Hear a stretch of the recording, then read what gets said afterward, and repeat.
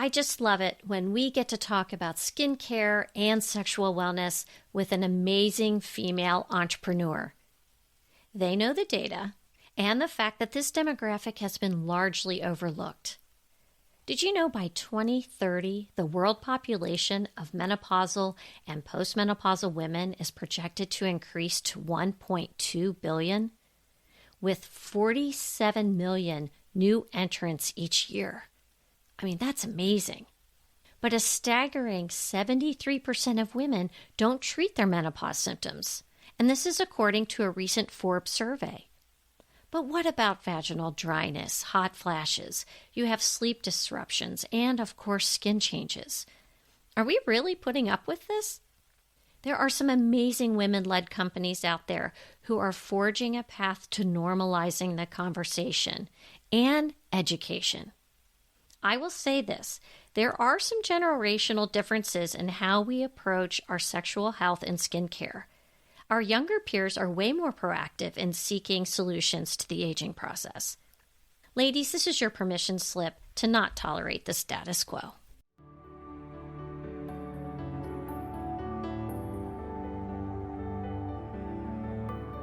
Health, wellness, fitness, relationships, and everything in between. We're removing the taboo from what really matters in midlife. I'm your host, Michelle Folan, and this is Asking for a Friend. I am so fortunate to continue to meet amazing women doing great things in this stage of life. It's one thing to be a female entrepreneur, but when you take that boldness and bravery and combine it with a passion for women's sexual health, menopause, and beauty, you get today's guest. Michelle Jacobs is the co-founder and COO of the company Womaness, which has launched some amazing, effective, and elegant products to support women from their heads to their toes. Michelle believes that you deserve to feel and look great as we venture into midlife. Welcome to Asking for a Friend, Michelle Jacobs. Thank you very much, Michelle. It's good to be here. Well, and it's so good to see you again. I would like to tell the audience how we met. We were both doing a panel discussion at the Kroger Wellness Fest. And after I got to meet Michelle, I thought, oh my gosh, a perfect guest for this audience. So thank you so much for being here. And a perfect podcast, because I love the name and it is so true. Everyone is asking me for a friend. I get calls, texts all the time. Hey, I'm getting ready to go to my GYN. What questions should I ask? I love that. And I love that women are willing to talk about this, be open. I've done a couple panel discussions here recently where we could have gone till 10 o'clock just with Q&A. Because women really do want to know all the stuff, and we're getting more bold and happy to ask those questions. So it's really good. Hey, before we get started, I'd love for you to tell the audience a little bit about you, not just where you're from, but where you went to school and family, and then your career history, because that always, I think, is impactful to know where you came from. It is always interesting to hear how people ended up where they are and what trajectory they took. But I'm from New York. I'm from Long Island, New York. I went to Colgate University, which is a small liberal arts college here in New York. And from there, I spent a few years doing digital marketing in New York. I worked for a company called Avenue A Razorfish, which was a pretty big agency at the time. We were one of the first to do internet advertising. I'm 51, so this was like in my 20s, so it was in the 90s, I would say, 80s, 90s. My clients were Lancome, Ralph Lauren. I sat in a meeting with the family of Ralph Lauren and explained to them how the internet worked and why they should spend money on advertising on the internet. Oh, wow. That was like my claim to fame back a long time ago. Did that for a few years, and then I went to business school. I went to NYU, so I spent a lot of universities in New York. Worked at Pfizer Consumer Healthcare. So I worked on the Centrum business. Advil, really learned about how to run a business, how to run a P&L, product development. I mean, I learned so much in those years of like corporate consumer packaged goods. But then I got really like my dream job from there. I worked at Real Simple magazine. I was actually recruited over there because they were beginning a product line around Real Simple magazine, the media company. And I was brought on to develop the products associated with Real Simple. So I loved that brand. I loved that job. I was there for 10 years. I actually launched products at Target, and then we moved it to Bed Bath & Beyond, and we expanded into food and bedding. I mean, we had 14,000 products under the Real Simple name by the time I was done. Oh, I had no idea. Yeah, it was huge. And so I was there for 10 years and then eventually moved to Home Shopping Network. Again, a little bit interesting. For those who know Home Shopping Network, there's a brand named Joy Mangano, and she's very popular on HSN. And there was a movie made about her life. Joy, I don't know if you remember the Miracle Mop woman. Yes. With Jennifer Lawrence and Robert De Niro. So this movie was coming out about her life, and her brand was exploding, and she had to manage all that growth. So I was brought in to help her launch it, all these different retailers. And that was sort of where I was. Joy was thinking about retiring. And at that time, my friend Sally, who we'd been friends for 20 years, was telling me about her health issues. And she was telling me about issues that she was having. She found herself at a doctor's office and found out that all of these symptoms she was having were related to menopause. And she was like, I don't have hot flashes. I'm not in menopause. And the doctor was like, no, there's all these symptoms. And that was really the catalyst that got us talking about starting Womaness, which was this product line associated with perimenopause and menopause. All right. So you had the initial conversation. Yeah. Which I think is so funny. It's like the conversation and you're writing stuff down on the napkin over a glass of wine or whatever. How long did it take from that conversation to actually launching the company? Wow. I'm thinking back. It took about 2.5 years, I would say. She first started talking about it. She ended up getting a list of products to go look at on Amazon. That's what her doctor said she should do. And we were like laughing on the phone. I guess we were on the phone back then. We were saying, she's like, I'll never buy these products. These are products my mother used or like my grandmother used. And both of us had careers building women's lifestyle brands. She worked at Target for 25 years, also worked on lots of women's brands. And these products that we were finding in the market were not clean. They weren't just like good ingredients. They didn't have good information. And worse, like they felt really sterile. So one of the first things we did was a whole series of research with all kinds of women across the country. And we found that so many women were hungry for information. They had no idea what was changing about their body and really looking for better product that was right for them, better clinical data, modern. We realized there was an opportunity. It probably took about a year for us to kind of come up with, all right, this is really an opportunity. Here's kind of the products we would pull together. And then in the next year, we really started developing the product line, like working with formulators, working with manufacturers. And I will say we had a meeting with Target in February of 2020. And then March of 2020 with COVID. Great timing. So I spent about another year and a half sitting right in this seat looking at a Zoom screen. Yep. And that's when we started to raise money and really finish the brand identity of what Womaness was going to become. Okay, there's so much to unpack here because you have to go to investors. How far along in the development process do you have to be able to secure capital? Oh, well, I will say it's changed a lot even since 2020 when we were really raising money. It was easier in 2020 than it is today. You could secure capital pre-revenue is what they call it, where it's just an idea, but they believe in your idea. So we were able to secure capital pre-revenue, but we had a commitment from Target. in our conversations with Target, they wrote back to us and we asked them to please put it in writing that they were interested in our brand, they were interested in this category, and that they anticipated writing a PO eventually, a purchase order, in order to launch at Target.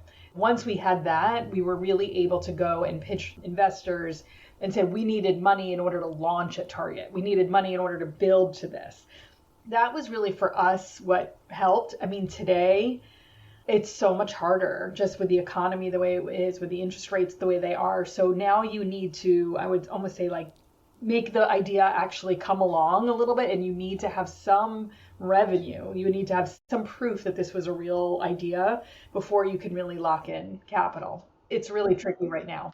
Did Target want any kind of exclusivity at first? No, they didn't. Oh, okay. They did not want exclusivity. At the time, we did kind of float the idea. We didn't really want to go there exclusively. We really believed in this and really thought we would have other opportunities, but they did not ask us for exclusivity. My other question is, because I want to talk about your products, but how did you decide you were going to do sexual health and you were going to do also skincare and beauty?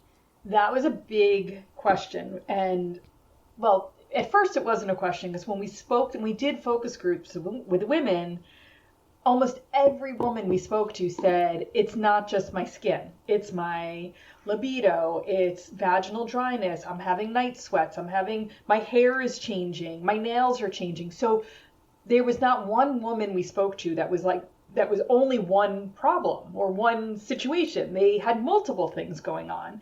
So we felt right away that we really wanted to create what we call head to toe and everything in between solution, because the way we were thinking about it was it's the woman's whole body. It's your whole body. And the reason you're having dry skin is because your estrogen is going down, which is why you have vaginal dryness, which is also why you're having hot flashes.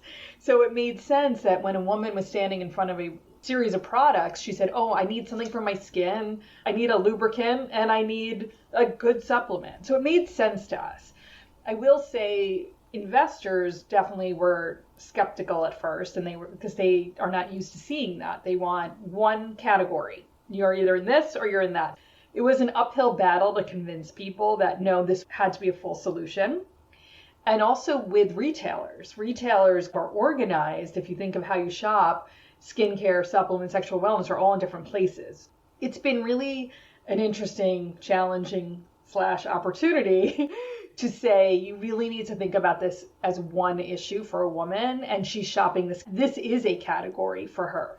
Okay, my light bulb went off. Your friend, your co-founder, she had difficulty getting her doctor to really hone in on her issues and provide solutions, because doctors haven't really been trained thoroughly in menopause. It's getting better, but it just hasn't. Back then, it wasn't a thing. It's an elective in medical school. Now, you're trying to convince retailers when the doctors aren't even on board yet. Yes. Right? You said uphill battle. And there's 45 symptoms of perimenopause and menopause. And yeah, I can imagine. This was not an easy challenge. But your market research was telling you that it's an umbrella of problems. You put it like that. I'm like, what were we thinking? We're crazy. But it felt so clear to us. It just felt like, of course this has to exist. And of course everybody will understand it as we're talking about it. Sometimes yes, and sometimes absolutely not. I think it's been harder than we had thought, not so much on our individual customers, but from the larger institution kind of point of view, from the retailers, from the investors. It's harder for them to wrap their head around this because it is a new idea. I can't believe I'm saying that, but it is a new idea. But it does make sense from a customer standpoint, how she's shopping. The other thing that's sort of happening in the culture is that millennials are aging into perimenopause. Starts in your 40s, early 40s, late 40s. So more millennials are in this category now. And these are the same women that pushed for more support during pregnancy and motherhood, more support for IVF, endometriosis, acknowledgement of miscarriages. Like, so much has come from this generation of women who's really pushed for better women's health in general. And now they're in perimenopause and they're asking the same questions. Why are there no products? Why does my doctor not know about this? Where can I go? Well, I want a modern solution.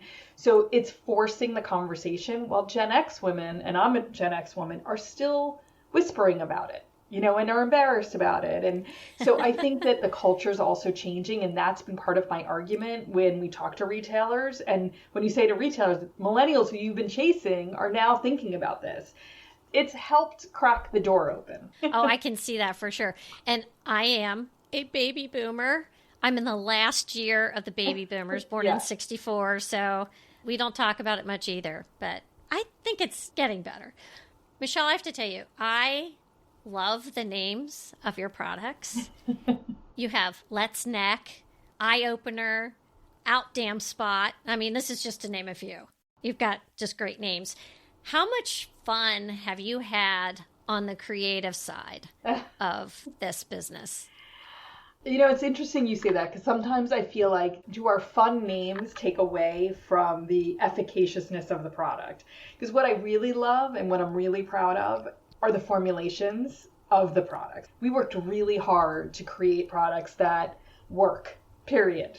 It wasn't, do they smell good? Do they feel good? They have to work. They have to do the job of what we're trying to accomplish. I love the names of our products too. And Sally and I came up with them ourselves over Zoom, like, hey, what about this? What about that? Like, it was really fun. But I do worry sometimes that it takes away from the amazingness of what we've created. Maybe that's just a personal concern of me, of my own. Yes, I love the names of our products too. Well, though, it makes you stand out. That was really my point, was they're eye-catching. They make you stand out. You have competition. Yeah. There are other products out there in the industry. And of course, it's getting people to try them, and then you hook them in with efficacious formulas, right? And yes. After I met you in September, okay, I went right to Ulta on my way home, by the way, and I bought Let's Neck and I bought Overnight Magic. Oh, good. And I'm loving them both. Oh, good. Thank gosh. I have the turkey neck. I try not to wear turtlenecks all the time like Nora Ephron. But there are times when I'm doing a video. Yeah, I know. And I'm like, oh, dear God. And the Overnight Magic, I have super dry skin. I love that product. It's my favorite. My skin still feels dewy in the morning when I wake up, which hasn't happened in the past. Love it. And the other thing is the scent of your products are light. And I want to say elegant, because they're not overpowering. And so great job. Thank you. Thank you. Now I know I need to buy more of your stuff. But how did you come up with your signature scent? Oh, wow. That's funny. We just kind of went out and said, what do we love? We found a few things that we really liked and said, why did we like some other scents that we, other products that we liked. We really wanted to make it almost to the point where you smell it when you put it on and then the smell disappears. We didn't want people sitting with that scent, because I don't like that.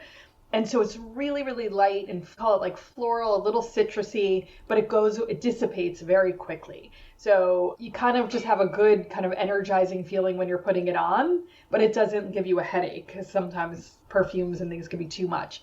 So it's really, really light. But really it was sort of trial by error. We gave some direction to our formulator. This is what we wanted to do. This is how heavy we want it to be, or how light we want it to be. And she gave us 1 million. And we narrowed it down and came up with one. Yeah, it's great, actually. I would love for you to talk a little bit about your products, some of your best sellers. What makes them special? Why are they doing so well? Thank you. So in our skincare, I won't go into too much detail because it can get a little technical, so I have to stop myself. We really worked with amazing experts, formulators, and doctors on like the 3 main categories we're in: skincare, supplements, and sexual wellness. and spend a lot of time talking about what do they recommend for their patients? What are the major issues that are facing this population right now? So for skincare, it was so much about hydration, moisturizing. We're not Botox in a bottle. We've been around for a long time. And we know that all these promises you get from all these lotions and potions, like there's only so much it can really do for you. But what's so important for skin at this age is the moisturizing, the hydration, and the overall protection from longer term damage. So those were the types of ingredients we look to put into all of our formulations. In some cases also brightening, and in some cases also like spot reduction. And there are ingredients out there that can help with that. So we really focused on great ingredients. We use, just to name a few, we use an ingredient called Hyaclear 7, which is an advanced form of hyaluronic acid, which I know a lot of people have heard of. And that literally gets moisture into your molecules and holds onto that moisture for 24 hours. And that's why it feels so good. And you wake up with that sort of like dewy feel. And that's in a lot of our products, including Let's Neck. We also really focused on niacinamide and ingredients like that help with spot reduction. Let's Neck in particular, which is our number one, by far, top selling SKU. The applicator itself is a roller ball, and it has a stainless steel roller ball. Women will put it in the refrigerator and take it out of the refrigerator, and you roll it on your neck and décolleté, and it helps with instant tightening of those like fine lines, but also that hydration, protection, decrease in spots, that kind of thing. But the actual act of rolling it on your skin helps massage your neck and kind of pulls out those muscles and helps strengthen and smooth out those lines. So Overnight Magic is our overnight cream. Let's Neck is a great neck and décolleté. We also have Fountain of Glow, which is our vitamin C serum. I highly recommend that. It's an 8% vitamin C in a squalene, which is like an olive oil feel, but it dries dry on your skin. It's not oily. It's great. People love that as well. We have the Works, which is our all over body cream, because your skin changes all over your body. So there's crepey skin that develops on your arms and your legs. Yeah. Love that for skincare. Again, there's more, but those are sort of the highlights. Our sexual wellness products, I mean, 9 out of 10 women I talk to, we were talking about this at the beginning, talk to me about sexual wellness issues, vaginal dryness, libido issues. So we have 2 vaginal moisturizers that, again, doing really great. We love them. One is coconut oil based, which is antimicrobial in its own property. I mean, it feels really good. Like, I don't know how else to describe it. Women say who have libido issues are like, this sort of changed my life. It's amazing. Oh, gosh, yes. Yeah, as a massage oil, they use it on, dry skin, but it is made for intimacy and it does really work. It's like 100% guarantee. That's great. And then we also have a water-based, which again, it's a preference, which one you like better. The water-based also can be used for intimacy, for vaginal dryness. You can use it all day.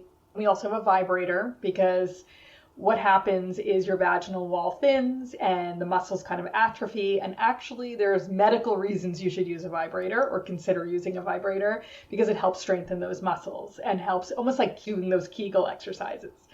And then for supplements, we have Menopause, which is our like powerhouse anchor. If you have hot flashes, night sweats, brain fog, it only has 3 ingredients, highly clinically studied, great reviews. I'm so proud of that because if you can't take a hormone replacement therapy, this is a really great alternative. No estrogen, no soy, no hormones. We have a sleep product called Let Me Sleep with sustained release melatonin that helps you fall asleep and stay asleep. So we really thought about, what are the symptoms affecting this woman on a day-to-day basis? What are the best, most well-tested ingredients out there that we can bring into our product line? I noticed when I was at Ulta that they had all your products together. Yes. And that made a lot of sense to me. But do you ever have people say, I don't know where to look? In the store? Yeah. Well, Ulta is great because Ulta's been an amazing partner. They do put our products all together. We're on what's called the wellness wall. It's like their health and wellness section. A lot of women don't think to go there. So I'm telling anyone that shops at Ulta, check out the wellness wall because we're on there. At Target, we're on very few Target stores at this point, but we were separated. So in that case, yes, a lot of women were like, I can't find you. I can't find you in the store.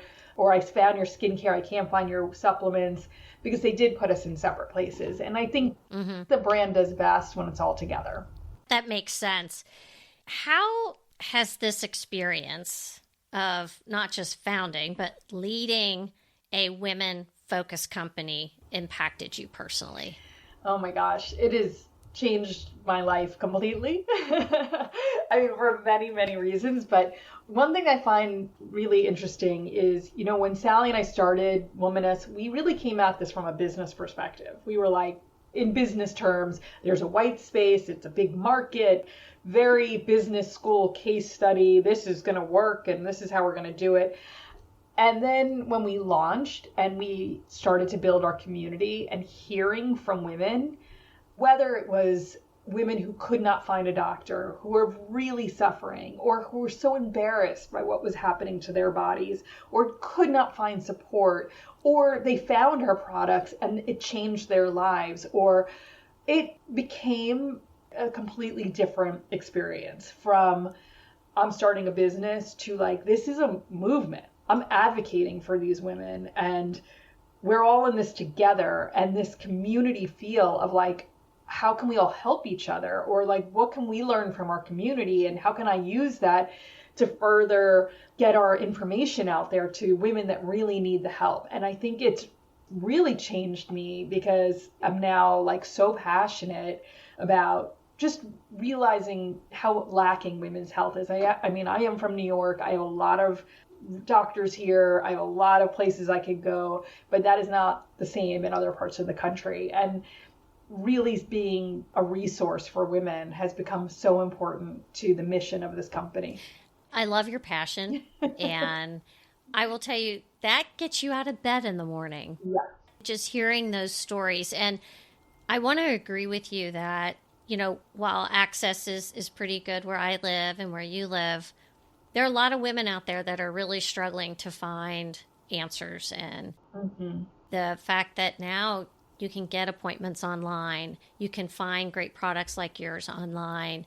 It's really opened up not just the choices, but it's opened the conversation where I think that's healthy and much needed.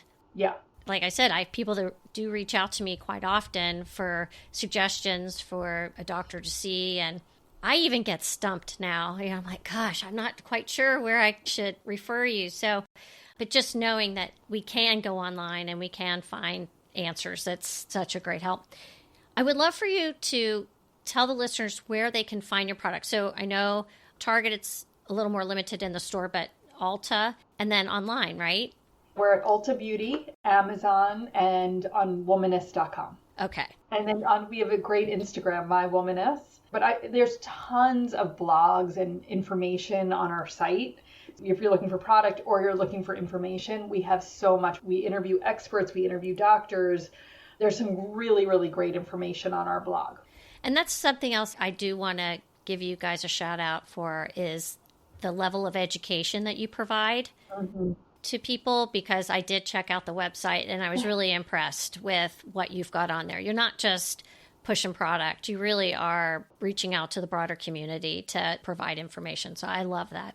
And we have covered topics that we don't even have products for, with weight gain, hair, skin, like things related to hair loss, a lot on HRT and both prescription and non-prescription options for women. Well, and that brings up my next question. What's new? Anything coming for the company or for you? We were really excited that we're now in all doors at Ulta. So that's huge.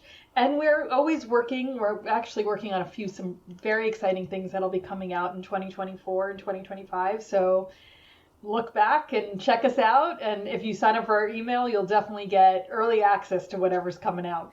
We're really excited. We just launched an amazing holiday gift, which are mini travel sizes of some of our best-selling skincare. Because we were getting complaints from women they couldn't get through TSA with our products. So we made little minis of our top selling, and that's part of our holiday gift. Ooh, I like that. Yeah. Oh, very good. Michelle, I have started asking all of my guests what one of their most important pillars of self-care is?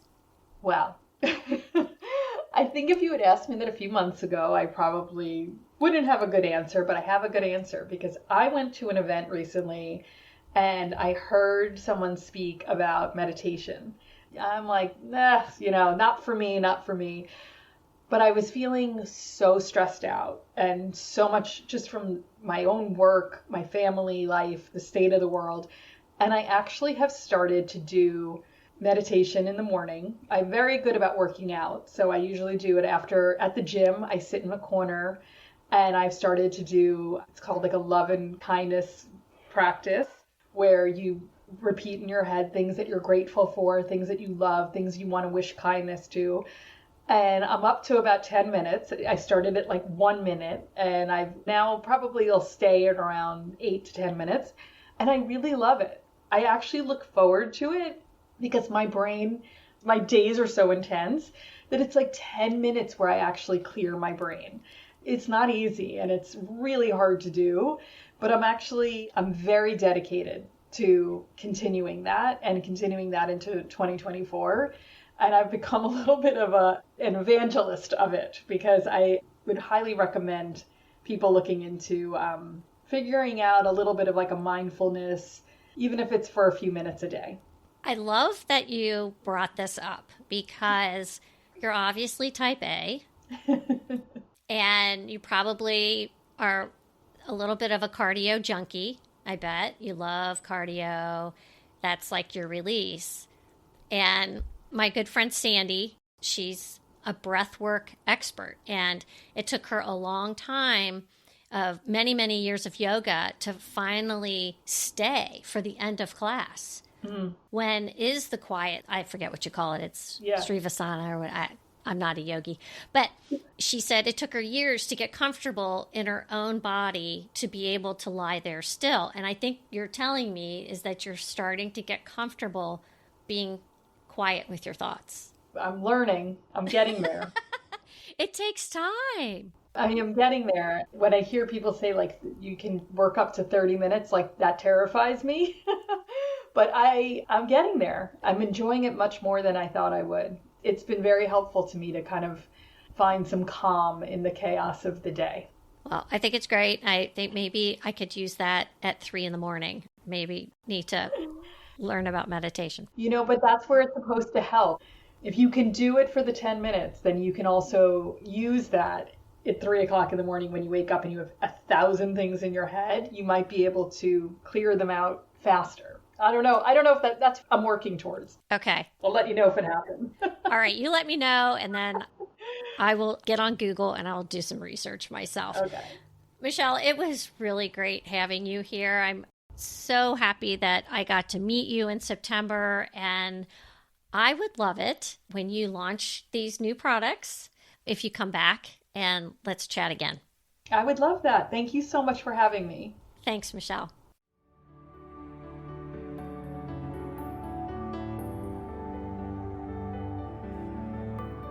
Follow Asking for a Friend on social media outlets and provide a review and share this show wherever you get your podcasts. Reviews and sharing help us grow.